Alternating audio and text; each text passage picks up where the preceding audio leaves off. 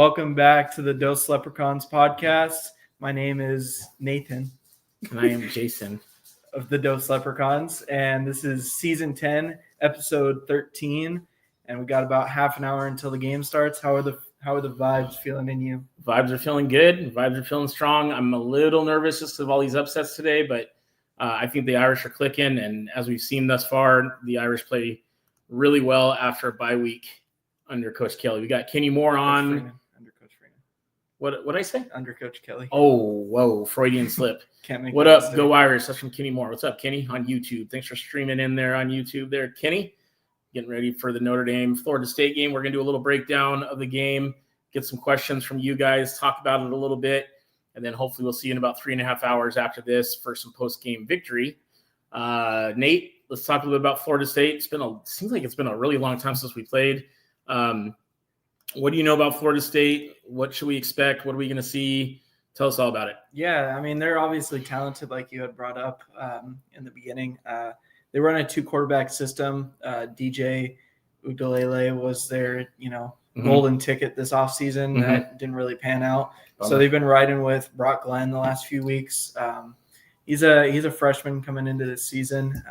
Hasn't really been what Florida State fans have been hoping for. But he's been, I guess, good enough for what their offense is. Their offense is underperforming as a whole. They have another quarterback they run out there, Luke Kromenhoek. What kind of rotation is it? Is it just like one guy comes in for short yardage and one guy is kind of your better thrower? What's that trend been? So Glenn is more their pocket passer. He doesn't really get out of the pocket often. Luke, he throws it from time to time. He's not a pocket passer. He kind of just goes he goes out there on second and shorts, third and shorts, and kind of runs it in. He's been their goal line guy. He has made a few mistakes this year with 3. Glenn has thrown 3 as well. So 6 interceptions in total for these guys this year. Yeah. So let's talk a little bit about, so you mentioned their quarterbacks. How's their offensive line? How do you think our D-line will stack up in terms of getting pressure? What are you thinking on that? How's that going to look? Yeah, it's going to be huge for the Irish today. The O-line for Florida State has been horrible this year. They've allowed 30 sacks this year. Wow. To opposing teams, and that's insane. And partially, I'll give some of the blame to DJ on that because he got out of the pocket when he didn't need to, resulting in sacks. But still, they've been rotating in different linemen the whole season. They haven't had the same O-line set in since the Georgia Tech game, which was their first game of the season in Ireland. And it's kind of just been a mess. They've had injuries all over the place on O-line. So look for the Irish to bring a lot of pressure today and get sacks, make stacks. Get sacks, make stacks. I'm not going to lie. The first time I heard that was from a former Notre Dame defensive lineman, Andrew Trumbetti, if you remember him. But I looked it up and he didn't copyright it. So we're going to use it now. And I'm probably going to make a T-shirt. Yeah, it's funny. So what about the second, or I'm sorry, how's our secondary going to match up? You got Leonard Moore, Christian Gray back there, obviously still young guys, but you got X and Jordan Clark and all the other secondary that we have that have been absolutely lights out. How's that going to look against the Florida State offense? Yeah, there's going to be times when the receiver makes a play. Malik Benson, receiver transfer from Bama. He's a 4-star guy, and he's got all the traits of a Bama receiver that's now at Florida State. He's talented, and he's going to make plays today. Those are going to happen. And if they do happen, don't worry. I think Notre Dame's going to be fine today. But look out for him. And I don't think they're going to test the air too much. They might try it a few times, but then realize that they're throwing to Xavier Watts. So I'm not too worried in that aspect of the game.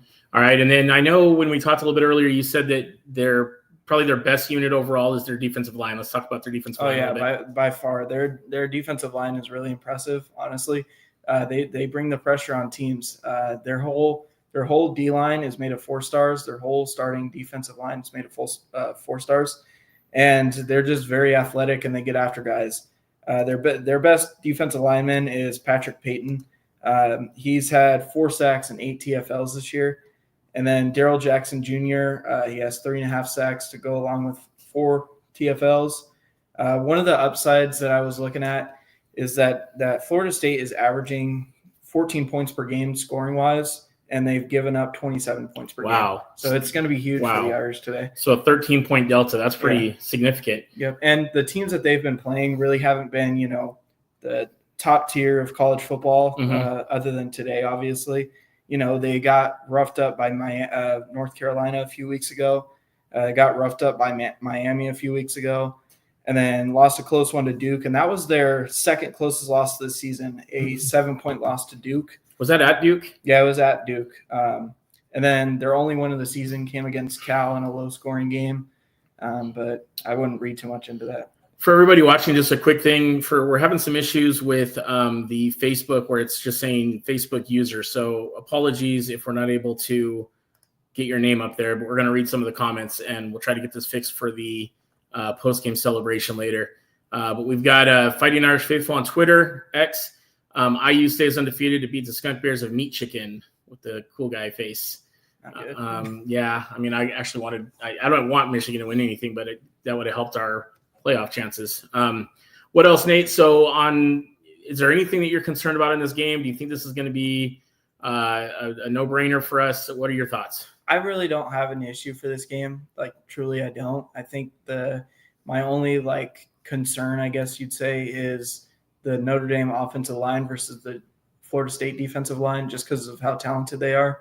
I don't think Florida State's going to be able to move the ball at all, to be honest with you. I think they might get a few lucky plays go their way, a few calls go their way, and move the ball down the field, but stagger at the end. But I really don't see anything happening. I got the Irish big today, 41-10. Would you say their D-line is comparable to A&M like we faced earlier? Better, worse, same? I'd say almost similar. I don't think it's fair to compare another defensive lineman to Nick Skirton, however you say it, because he's going to be in the NFL next season and he'll be drafted top 10. I guarantee it. But I mean, their Florida State's defensive line is very talented, but it's not a defensive line that Notre Dame hasn't seen this year. Okay. And I think the Notre Dame offensive line is gelling at the right time. I mean, 100%. These guys have come together. Billy Scaruth back in there. Anthony Nass then obviously lights out. Emil Wagner, Sam Pendleton when he was called upon, Rocco Spindler. I've just been really impressed with the O-line, especially the last 4 or 5 games have just really come on strong. And that's really, you can see, I mean, that's Jeremiah Love has been going off. Jadair Price has been going off. Riley's been getting more time and looks more comfortable, doesn't always have look for his first read and then takes off. He's letting it progress because he has a little bit more time without guys in his face. So, I think this is the time that we're right. Like a lot of these teams you talk about, you want to lose early, and you obviously don't ever want to lose, but you want to lose early. And so the Irish losing their second game of the year, that's only up from there, right? Like you can't get much worse than what happened in week 2. So we just need to just keep winning out. Like I've been saying, just keep fighting Irish, keep fighting, because there's going to be chaos like you saw today around us. There's, as we mentioned, Michigan just lost, which they weren't really in there anyways, but you had Georgia lose today, pretty bad too, to Ole Miss. And then you had Miami lost today. Later on, you've got LSU and Alabama, which in my opinion is a playoff eliminator, no matter if they're in the SEC championship or not. So it's going to be interesting to see how this goes the next couple of weeks, because the Irish play Florida State today. Then, of course, we have Virginia next week in South Bend for our final home game of the year. And then we go on the road, neutral site in New York with Army. And then we finish on the road in LA at the Coliseum against SC. So very, very, very winnable games, all 4 of them. And there's really no excuse not to put it on these 4 opponents, in my opinion. And I think it's going to be interesting to see. Somebody mentioned in the comment, how much time does Angeli get? A quarter more? I don't know. I think it's going to be hard to say, because I think at this point we're going to have some style points and some, there might have to be some running up of the score going on. So I don't know. We'll have to see. Well, I think Florida State's the best opponent to do that against. Like teams like Florida State and USC, who we have these rivalries with.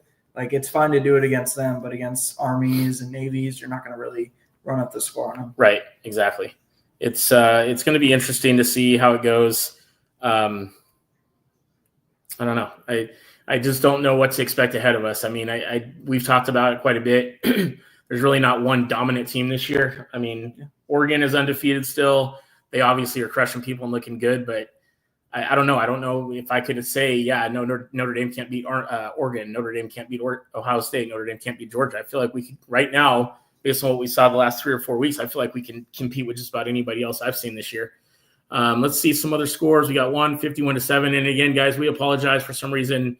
Facebook is not showing us your name. It's just showing us the comment. So we apologize for that. 62-13. And you know who this is? I have no idea who this is actually, but that's a pretty bold score. I don't care what the score is. I just want to win. Go Irish. Absolutely. That's always my thing too. Of course we want style points at this point. We want to blow people out that we should, but at this point, we just need to keep winning, bottom line. And like Nate mentioned earlier, a lot of the guys that play for Florida State were coveted, big time recruits coming out of high school. They have some big transfers that came in. So it's not like we're playing, Louisiana Tech on the river. I mean, this is Florida. It's still Florida State. They're obviously down, but not out. And you would think that Norvell will have them ready to go just to try to finish strong. And this is their Super Bowl today. They're going to be playing to upset our season. It's coming to South Bend and push us around. And we got to make sure that they aren't able to do that. Uncle Mater says 62-13. So Jason Lynch says 62-13. We will win out and get a home game in the playoffs. Whoever said that, I really hope you're right. Justin Knox chimes in here, 45-13 is his score prediction. I don't do score predictions, but I'm going to say 31-13 Notre Dame is somewhere around where I'm feeling. I don't think we'll cover the spread, which is, I think, 21.5 right now. It's 25. 25? Did it go up to 20? No, Yeah. Here, let me check. I don't think it went up that high. I saw it on SportsCenter that it was 24. Okay. 24 that means it went up. So late money is coming in on the Irish. Let's talk a little bit about some of the teams that lost today. So what do you think that loss today from Georgia against Ole Miss, what do you think that does to them in terms of the committee's look at who they are and what they're about? Well, I hate to say it, but that does worse for the Irish than an Ole Miss loss would have done. I think Notre Dame really needed Georgia to win today because now that's a 2-loss Georgia team, a 2-loss Ole Miss team, and they're going to have to play in the SEC championship game. And unfortunately, the loser is going to say, well, hey, we beat this team. We beat Georgia. Or if Georgia is the one that lost, hey, we beat Texas on the road convincingly. Mm-hmm. It's very tough for the committee to leave out either one of those teams, right? No matter who loses, really. Yeah, no, that great point. And, there is always going to be, in my opinion, there's going to be the SEC bias. And this is an unpopular take, but I think it's warranted. I mean, those guys go in there and play the toughest competition in the country week after week. I think our position is always warranted. People say we're overrated. They don't deserve the ranking. Well, we're winning the games that they put in front of us and we're winning them convincingly. So they do earn that spot. Whether we lost to NIU, Texas A&M, or whoever was on our schedule, a loss is a loss. Obviously, the NIU loss just kills because just think about where we would have been at if we hadn't lost that game. I mean, probably 2 or 3. I think they'd still have Oregon one, but we'd be top 2 or 3 teams in the country. In fact, we're one of the only teams in the country, I can't remember the number, that's beat 3 top 25 teams. So to say that Notre Dame doesn't belong is just foolish and makes people sound kind of dumb because just like their strength of schedule. I mean, some of the teams we played have gone on to have some big wins. Georgia Tech, they beat Miami today. Louisville's looked really good. So Texas A&M was world beaters until last week against South Carolina. Navy looking good against North Texas. Sure. Navy. Did Army win today? Yeah, Army won today. So Army won today against who did they play? It doesn't matter. So SC there, and here's the other thing. I think people are already writing this. A lot of our fans even are already writing SC off. Don't write them off. They're going with a new quarterback, Mason Miller Moss. I can't remember his name. Got benched, and they have a young kid that's a 5-star out of Los Alamitos in Southern California. So they're going to be, once again, that'll be their Super Bowl. What would be better for SC than to finish their season with a win and putting Notre Dame out of the playoffs, just like Florida State tonight. Another crazy stat that I looked at the other day, USC hasn't trailed going into a fourth quarter this whole season. It's an insane stat. So you seriously can't take USC for granted this year. Yeah, no, it's going to be tough. And again, I think that we always get everybody's best shot, but this weekend, I think Florida State, again, is just down, but they're very talented. Virginia is a talented team as well. We'll be talking about that a little bit next week. We're actually going to be in South Bend next week, so that's going to be actually our next topic. So Nate and I will be in South Bend next week for the Notre Dame-Virginia game. We're going to be getting into town on Friday, flying in Thursday, getting into town on Friday. Super excited to see everybody again and be at our favorite place on earth. And once again, next weekend, next Saturday is Get Greg to Notre Dame weekend. We've been talking about this for a while. Our good buddy Greg is going to be making his first ever trip to Notre Dame, and a group of really special people have helped make this possible. We're going to have some shout outs to those folks that do want to be recognized next week when we do arrive in South Bend. So huge shout out to those guys, and it's going to be a great trip. And I'm super excited for Greg, and I'm super excited for his family. He's going to be there with his sister and his 2 brothers. And again, we've had some people that have just been super generous, just really touching, quite frankly, the Irish family coming together for this young man. Well, yeah, we'll just call him a young man that has not ever had an opportunity to come out like a lot of us have. So this will be his first time, and you never know when you get to go back. So it's good stuff. So yeah, that's what we got going on next weekend. It'll be a tough game against Virginia. I just looked at the weather forecast. So it's going to be 52 degrees and raining. So that'll be interesting. Us Arizona boys don't do so well. I don't do so well in the cold. Nate's fine. He's like a little bear. But yeah, it's the cold, man. It's something different. But either way, we're going to be there. It's going to be great. And actually, the line did open, as Justin Knox mentioned, at 26. It's at 25.5 now. So it's kind of gone. I thought I saw it as low as 23 or 24, but apparently it's at 25.5 now. So that's good stuff. All right, let's see. All right, great show for sure. Let's get it. Go Irish. I really wish I knew who was saying these things, so we'll have it ready to go for the post game. USC is always dangerous. Free knows how to deliver the message to the lads. That's from Justin Knox as well. Put that on there too. Can you say hard and Trojans in the same sentence? I would definitely try not to, but whoever said that, haha.